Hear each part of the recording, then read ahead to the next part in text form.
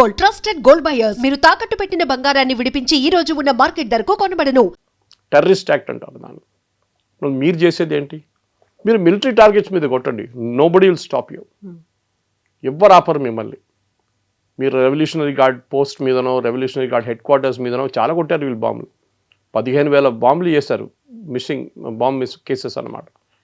మీరు దాని తర్వాత రాష్ట్ర ప్రజల మీద చేస్తున్నారంటే ఇరాన్లో ఉన్న ప్రజలు కూడా మిమ్మల్ని నిన్న ఆయన దగ్గర అడిగారు, మీరు ఇది చేస్తే ఇరాన్ ప్రజలు ఏమంటారంటే, మేము కొన్ని ఇంటర్సెప్ట్స్ మనం పట్టుకున్నాం, ఆ ఇంటర్సెప్ట్స్లో ఇరానియన్ ప్రజలు చెప్తున్నారంట మా పక్కన బాంబు పడ్డది, ఇంకొక పడేయండి బాంబు అంటున్నారంట. ఎవరైనా అంటారు అది?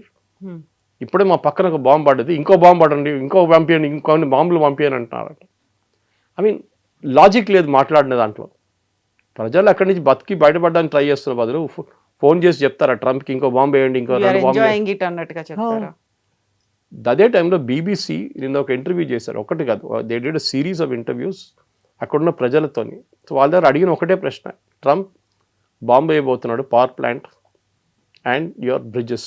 సో వాళ్ళేమంటున్నారు, నిన్నదాకా మేము ఈ గవర్నమెంట్ వ్యతిరేకంగా ఉండే, మేము రోడ్డు మీద వెళ్ళి ప్రొటెస్ట్ చేస్తాం, మా ఫ్రెండ్స్ చాలామంది చనిపోయారు, అప్పుడు మాకు ఈ గవర్నమెంట్ వ్యతిరేకంగా చాలా కోపం ఉండే, వ్యతిరేకత ఉండే, అయోతలాలు వీళ్ళ ఖమేనీ లాంటి వాళ్ళది. కానీ ఇప్పుడు మాకు ట్రంప్ వ్యతిరేకం అవుతుంది, we are angry with him and మేము వీ విల్ ఫైట్. ఎవరి కోసం? ద సేమ్ గవర్నమెంట్, వాళ్ళు ప్రశ్నించే గవర్నమెంట్ కోసం ఫైట్ చేస్తారంట. సో ఏం చేశారంటే Trump he's bought the government and people of Iran close. ఇంకా చాలా దగ్గరకు వచ్చేసారు వాళ్ళు. మీరు అచీవ్ చేయాల్సింది ఆపోజిట్ జరిగింది, రెజీమ్ చేంజ్ కాదు. రెజీమ్ వాళ్ళు ప్రజలు కలిశారు, ఇప్పుడు ఒకటే అయిపోయారు. ఇది ఐ థింక్ ఎవరైనా, నాకు కూడా తెలియదు ఎవరు మాట్లాడచ్చు ఆయనతోనని, ఎవరు మాట వినరు ఆయన. ఇట్లాంటి పరిస్థితుల్లోనే అట్లీస్ట్ అమెరికన్ ప్రజలు వాళ్ళ దగ్గర ఒక 25th అమెండ్మెంట్ ఒక ఆప్షన్ ఉంది, దాని కింద vice president of US can take over because president is not in a capacity అని చెప్పేసి. కానీ అది కూడా ఆయన అంగీకరించరు. ఆయన దగ్గర ఏదో సీరియస్ మెంటల్ ఇష్యూ ఉంది ఆయనకి, దాంతోనే ఈ ప్రాబ్లం అంత వస్తుంది.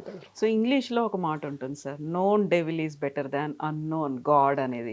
అలా ఏమైనా ఇప్పుడు ఇరాన్లో ఉన్నటువంటి ప్రజలు భావిస్తున్నారా? గతంలో ఉన్నటువంటి ఖమేనీ తీసుకొచ్చినటువంటి నిర్బంధాలు కావచ్చు, వాళ్ళ మీద బుర్కా విధానం కావచ్చు, మిగతా అన్నిటినీ చాలా స్ట్రిక్ట్గా పెట్టేవాళ్ళు, ఇప్పుడు దానికి మించి ఇప్పుడు ప్రాణభయం అనేది ఇక్కడ ఉంది అనేటువంటి భావన అక్కడ ఏమైనా వస్తుందా? అది ఎగ్జాక్ట్లీ చేశారు. నిన్న అదే అంటున్నారు. మీరు ఈవెన్ సిఎన్ఎన్లో కొన్ని ఇంటర్వ్యూస్ చూశాను నేను, అక్కడున్న ప్రజలతో మాట్లాడుతున్నప్పుడు వాళ్ళు కూడా అదే అంటున్నారు.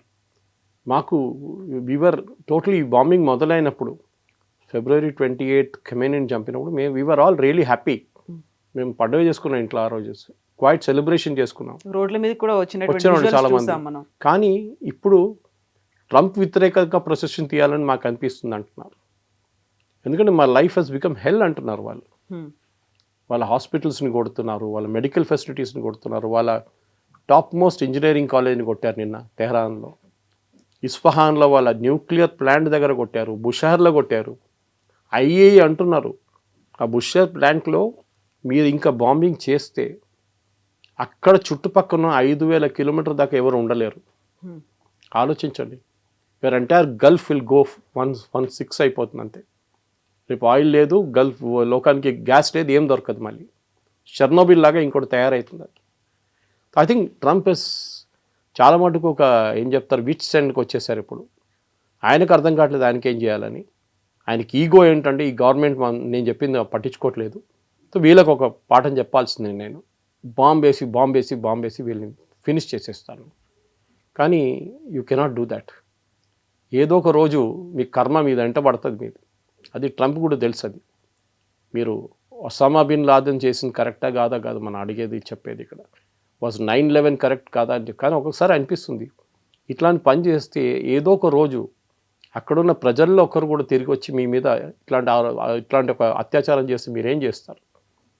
You will sympathise with them saying you have done it to my country, I will do it to you అని. అదే జరగబోతుంది బహుశా. యూ హ్యావ్ క్రియేటెడ్ ఒక న్యూ సెట్ ఆఫ్ ఎనిమీస్ అన్నమాట. మీ దగ్గర ఇప్పుడు దాకా కొంతమంది అల్ఖైదా కానీ ఐసిస్ లాంటి వాళ్ళు తయారయ్యారు, ఇంకా రేపు కొత్త ఐసిస్ కొత్త అల్ఖైదా తయారవుతారు. ఇట్లాంటి హిట్లర్ ఏం చేశాడు? ఇదే చేశాడు కదా. హిట్లర్ వెంట మాస్ జెనోసైడ్, ఒక particular group of people which are Jews, వాళ్ళని తీసుకొని గ్యాస్ చేంబర్లో పంపి లక్షల మందిని చంపారు ఆయన.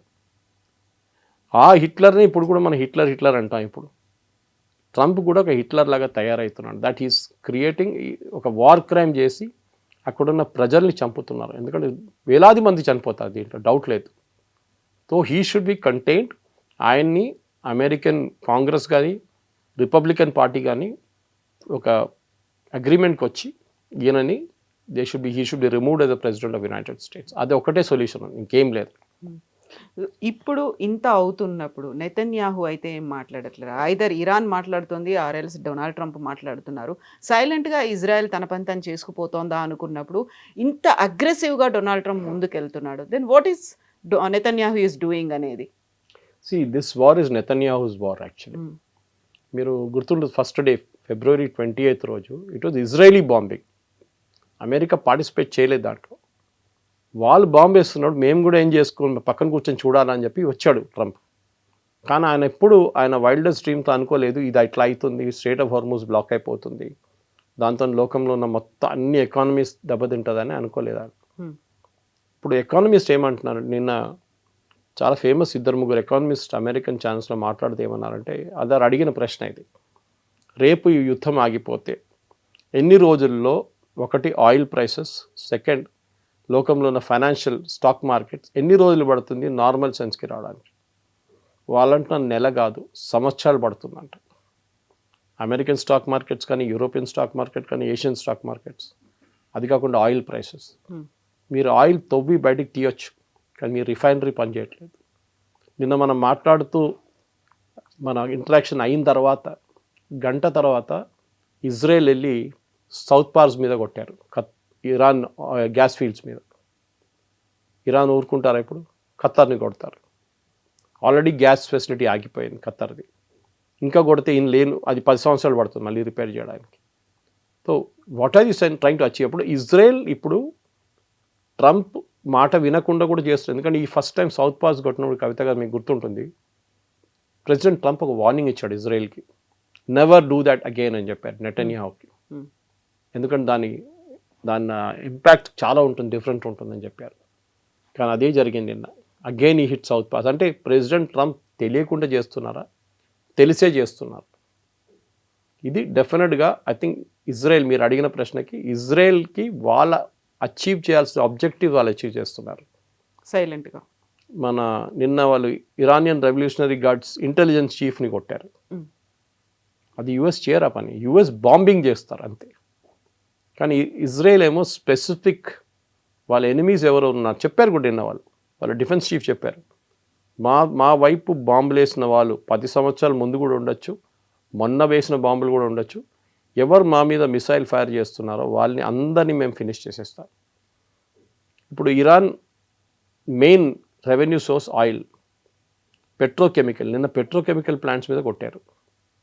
అది మీకు మినిమం 5 సంవత్సరాలు పడుతుంది రిపేర్ చేయడానికి. ఇరాన్కి రేపు యుద్ధం ఆగిపోతే కూడా రెవెన్యూ ఉండదు. 3 సంవత్సరాలు పడుతుంది వాళ్ళకి రెవెన్యూ రావడానికి. ట్రంప్ ఏమంటున్నాడు, ట్రంప్ గారు అడిగారు, మీరు ఈ యుద్ధం రేపు ఇరాన్లో రెజీమ్ మారిపోయింది అనుకోండి, ఇరానియన్ ప్రజల్ని మీరేం I will make them rich అన్నారు. నేను ఆయన ఒక మాట అన్నాడు, కానీ none of the channels picked it up. Kavitha గారు, హీ సెడ్, ఇదన్నీ చెప్పిన తర్వాత, unfortunately American citizens want us to come back. అంటే అమెరికన్ సిటిజన్స్ అంటున్నారా మీ యుద్ధం చాలు, తిరిగి వచ్చేసేయండి అంటున్నారు. అన్ఫార్చునేట్లీ. దాంతోపాటు అడిగారు, what about American citizens who oppose the war? ఈ వార్ని వ్యతిరేకిస్తున్న అమెరికన్ సిటిజన్స్ గురించి ఏం చెప్పాలనుకుంటున్నారు? దే ఆర్ ఫూల్స్ అన్నారు. వాళ్ళ ఓన్ సిటిజన్స్ని యూఆర్ కాలింగ్ దమ్ ఫూల్స్. మళ్ళీ ఒక అమెరికన్ ప్రెసిడెంట్కి ఇంకేం చెప్పాలండి? ఈ పరిస్థితిలోనే I think president Trump he's lost his marbles అంటారు ఇంగ్లీష్లో. ఆయన మెంటల్ కెపాసిటీ మొత్తం పోయింది. ఆయన ఏదేదో అంటున్నారు, ఏదేదో చేస్తున్నారు. స్టీవ్ విట్కాఫ్ కానీ, జేడీ వ్యాన్స్ కానీ, పీట్ హెస్గెత్ కానీ, వీరు ఎవ్వరి మాట ఆయన వినట్లేదు. He is just doing what he wants to do. ఇప్పుడు 45 days ఒక సీజ్ ఫైర్కి సంబంధించి కొంచెం ఏదో చర్చలు ఉన్నాయి, దానికి స్పెక్యులేషన్స్ అయితే జరుగుతున్నాయి, కానీ కరెక్ట్గా ఏం జరుగుతుంది, నిజంగానే 45 days సీజ్ ఫైర్ ఉంటుందా అనేది ఇంకా ఇట్ ఈస్ ఆన్ కార్డ్స్ అంటే అది డౌట్ఫుల్గా కనిపిస్తుంది. బట్ ఇంకొకరు ఎవరైనా వచ్చి ఇంటర్వ్యూన్ అవ్వాలి, యునైటెడ్ నేషన్స్ అనేది ఉంది, లేదు ఈ top countries powerful other countries ఉన్నాయి, అవి కూడా ఎందుకు ఇంటర్వ్యూన్ అవ్వట్లేదు, అవి కూడా ఎందుకు మాట్లాడే ప్రయత్నం చేయట్లేదు?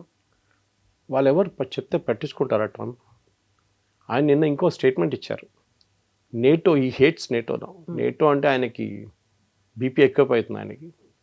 నిన్న అంటున్నారు పుటిన్ నా దగ్గర చెప్పారు నేటో గురించి, నేటో అంటే ఏంటని నన్ను ఎక్స్ప్లెయిన్ చేసి ఇచ్చాడు. నాకు చాలా ఐ వాజ్ రియలీ హ్యాపీ ఆయన ఎక్స్ప్లెయిన్ చేసిన తర్వాత నేటో ఇదేనా అని చెప్పేసి.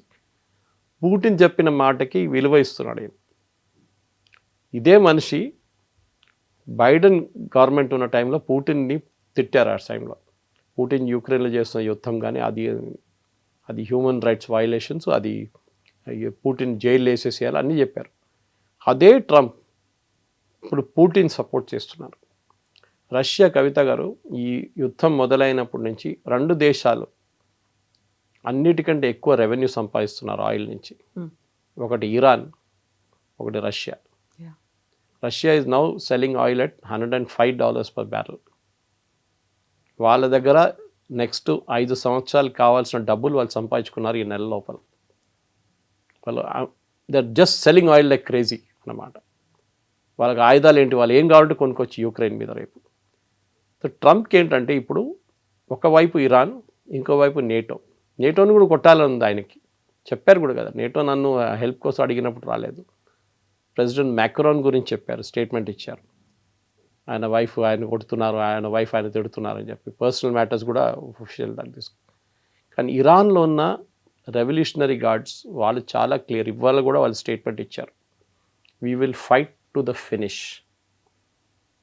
మనందరూ థర్డ్ వరల్డ్ వార్ అంటాం. అన్ని వరల్డ్ వార్లు మొదలైనది ఒక చిన్న ఘటనతోనే. బహుశా ఇది వరల్డ్ వార్ కాదు, ఎందుకంటే వరల్డ్ వార్ ఉండాలంటే 2 సైడ్లు ఉండాలి. ఇరాన్ వైపు పాప ఎవరు లేరు. అది మ్యాక్సిమం మీరు కావాలంటే చెప్పొచ్చు రష్యా ఉందని చెప్పొచ్చు అంతే. కానీ వాళ్ళు కూడా డైరెక్ట్గా సహాయం చైనా కోఆపరేట్ చేస్తున్నారు. China is buying the Iranian oil which is the biggest cooperation they can do. కానీ ఫిజికలీ వీళ్ళు ఎవరు ఇద్దరు హెల్ప్ చేయట్లేదు, చెప్తున్నారు కానీ moral support. For example Russia వాళ్ళ టెక్నాలజీ యూజ్ చేసి యుఎస్ షిప్స్ ఎక్కడ ఉంది, యుఎస్ ఎయిర్క్రాఫ్ట్ ఎక్కడ పార్క్ చేస్తున్నారు గల్ఫ్ కంట్రీస్లో అని చెప్పి డీటెయిల్స్ ఇస్తున్నారు ఇరాన్కి. అది శాటిలైట్ ఇమేజరీ ఉండొచ్చు, ఫోటోగ్రాఫ్స్ ఉండొచ్చు. దానికోసం నిన్న అమెరికన్ గవర్నమెంట్ అక్కడున్న ఒక కమర్షియల్ శాటిలైట్ ఫామ్కి ఆదేశాలు ఇచ్చారు, దట్ మీ ఇమేజెస్ అమ్మకూడదు, next 15 days don't sell your images. వాళ్ళు ప్రైవేట్ లాగా, ఇప్పుడు మీకు కావాలంటే డబ్బులు కడితే మీకు ఇచ్చేస్తారు ఇమేజెస్. అలు దేర్ బేస్ ది ఫోటో ఇవ్వండి అని చెప్పి మొత్తం ఫోటో ఇచ్చేస్తారు. మీరు దాన్ని బ్లోఅప్ చేసుకుంటే ఎన్ని ఎయిర్క్రాఫ్ట్ ఎక్కడ ఉన్నాయి, ఎన్ని F-16 ఎక్కడ ఉన్నాయి, F-35 ఎక్కడ మీకు తెలిసిపోతుంది. అది అమ్మకూడదు అన్నారు, which can be taken. Okay, safety wise that is a good thing. కానీ రష్యాకి ఇప్పుడు కావాల్సిందంటే యుద్ధం ఇంకా నడవాలి. ఇంకొక 6 నెలలు నడిస్తే రష్యా ఉన్న ఆయిల్ అంతా అమ్ముకుంటారు, వాళ్ళు బ్యాక్లాగ్ ఉండదు వాళ్ళకి. చైనాకి ఏంటంటే ప్రాబ్లం, ఆయిల్ దొరకట్లేదు. ఇరాన్ నుంచి ఉన్న ఆయిల్ వాళ్ళ బిగ్ సోర్స్. వెనిజువేలా దానికన్నా పెద్ద సోర్స్ ఉండేది, వెనిజువేలా వాళ్ళకి పోయింది. ఇప్పుడు క్యూబాని చూడండి ఏం చేస్తున్నారు ప్రెసిడెంట్ ట్రంప్, రష్యా ఆయిల్ క్యూబాలో అమ్ముతున్నారు. సో ఇరానియన్స్ని మీరు గాయపరచాలనుకుంటే వాళ్ళ మీద బాంబులు వేస్తే they will debt to America అని చెప్పే మాట వాళ్ళు ముందు ఫోర్సిబ్లీ వాళ్ళతో చేపించారు. కానీ ఈసారి రెగ్యులర్గా వాళ్ళు కావాలని చెప్పి వాళ్ళ మనసు నుంచి చెప్తారు ఈసారి death to America, death to Israel అని. ఇజ్రాయెల్ కూడా మీరు చెప్పినట్లు వాళ్ళ పని, వాళ్ళ స్ట్రాటజీ సపరేట్, దీంతో సంబంధం లేదు. అది they are doing what they want. Netanyahu చెప్పారు చూడండి, యుద్ధం రేపు ఎల్లుండి ఆగదు, మాకు ఒక లాంగ్ టర్మ్ ఆబ్జెక్టివ్ ఉంది. ఇరాన్ వాళ్ళ ప్రాక్సీస్ని కొట్టడం, హెజ్బుల్లా, హమాస్, హూతీస్, వీళ్ళని కొట్టిన తర్వాత మేము వీ విల్ రిలాక్స్. ఇజ్రాయెల్ లెబనాన్తో అంటే హెజ్బుల్లాతో నిన్ననో మొన్ననో మొదలు పెట్టలేదు యుద్ధం, 40 సంవత్సరాల నుంచి నడుస్తుంది. అప్పుడు ఆలోచించండి ఇజ్రాయెల్ ఎందుకు ఆపుతారు. వాళ్ళకి లాంగ్ టర్మ్ వ్యూ ఉంది, అమెరికాకి లాంగ్ టర్మ్ వ్యూ లేదు. ఏదో చేసి చూడండి, నిన్న కూడా ఆయన స్టేట్మెంట్ ఇచ్చి you know what is the biggest thing I can take from there అన్న, ఆయిల్ తీసుకుంటే చాలా డబ్బులు ఉంటుంది. వెనిజువేలాలో చూడండి, కానీ make a statement like that. ఒక ప్రెసిడెంట్ ఇంకో దేశానికి ఉన్న ఆయిల్ తీసుకెళ్ళి అమ్ముకుంటారు, వాళ్ళ రిసోర్సెస్ని ఎలా యూస్ చేసుకుంటారు. ఎస్, మన రేపు పాకిస్తాన్కి వచ్చి వాళ్ళని టేక్ ఓవర్ చేసి వాళ్ళ దగ్గర ఉన్న ఏం చెప్తారు రేర్ ఎర్త్స్ అమ్ముకుంటే ఎట్లా ఉంటుంది. ఏ దేశం చేయరు. సెల్ఫ్ రెస్పెక్ట్ ఉన్న ఒక్క దేశం కూడా చేయరు. వెనిజువేలాకు ఆప్షన్ లేకుండే, వాళ్ళ తల మీద తుపాకీ పెట్టి నువ్వు చేయంటే చేశారు వాళ్ళంతే. పాసిబ్లీ వాళ్ళ వైస్ ప్రెసిడెంట్కి మంచి డబ్బులు ఇచ్చి ఉంటారు, ఆమె హ్యాపీ. దేశం కాబట్టి దేశం అమ్ముకోండి. ఇరాన్ అలో చేయరు. Iranians are very very proud people. అది ట్రంప్ ఇవాళ డెడ్ లైన్ కాకపోతే రేపటి డెడ్ లైన్లో కూడా ట్రంప్ అది నేర్చుకుంటారు.